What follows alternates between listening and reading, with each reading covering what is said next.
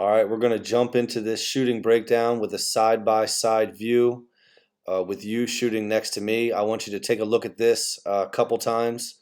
You'll see this for the first 30 seconds, but don't be afraid to go back and evaluate this several times. It's good to see yourself in slow motion next to someone else doing it so you have something to compare it to. Now we're looking at the side view here. So the first thing I want you to take a notice of is the depth of our stance. You'll notice how much deeper in my seat I am versus you are. Now 85% of shooting a basketball comes from your chest down.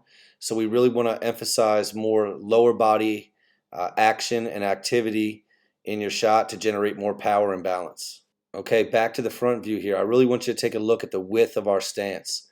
Right now you're skinny enough that it's hard for you to get a lot of oomph into your shot, and it would be hard for you to build arc. So I would assume without being able to see the ball hit the rim, a lot of your shots would come short or be flat.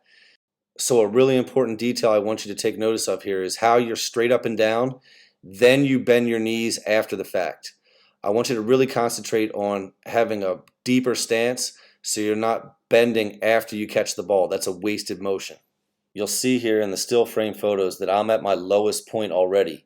If you go back and watch the video in the beginning, you'll see you catch the ball like this, standing straight up and down, then bend your knees to generate power.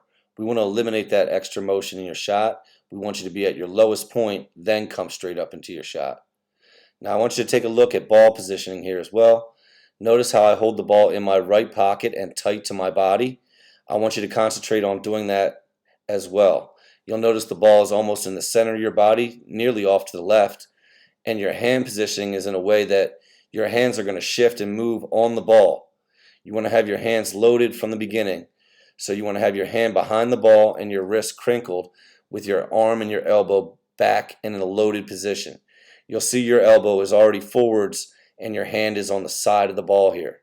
So when you come up into your shot, you're making more adjustments with your hand versus just being loaded at the point of the catch or the pickup of the dribble, as I am here in my pocket.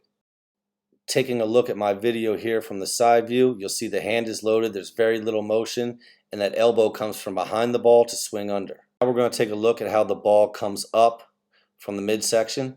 You'll see my elbow swings from behind to under the ball, and the ball goes from pocket to shoulder. It's a small, tight motion. You'll see here your ball is almost dead center of the body, so both of your elbows are going to start to pop out, which means your guide hand is going to have more influence on directing the shot and pushing it versus just guiding the ball. Now we're getting to the top of your shot, and we're going to take a look at the shooting window, which is your ability to see the basket through your arms and hands.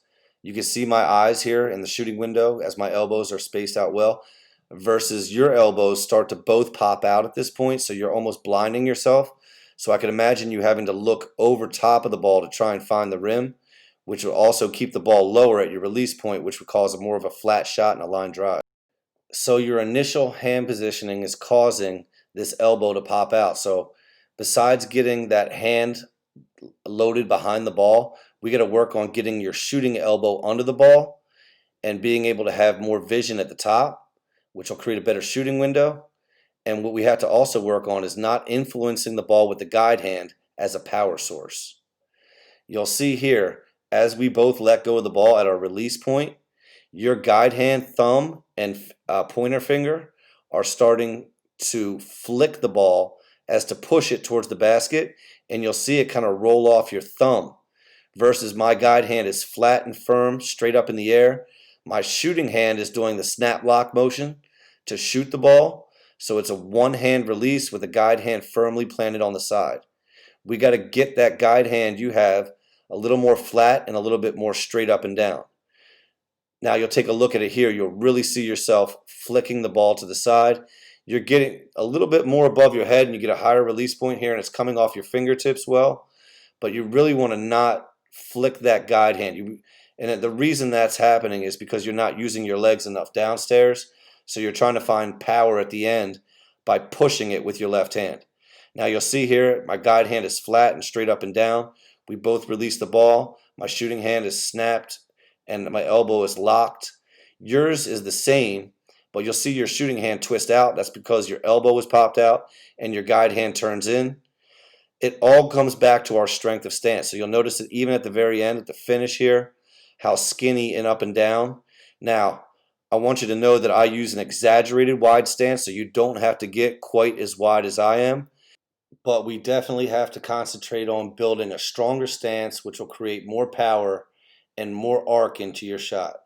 I want you to know that you got to be patient and that doesn't happen overnight. But here's a quick review of a list of things that I want you to concentrate on before the next time we talk about your shot and see it on video. So for the next few weeks, get to work on all these details.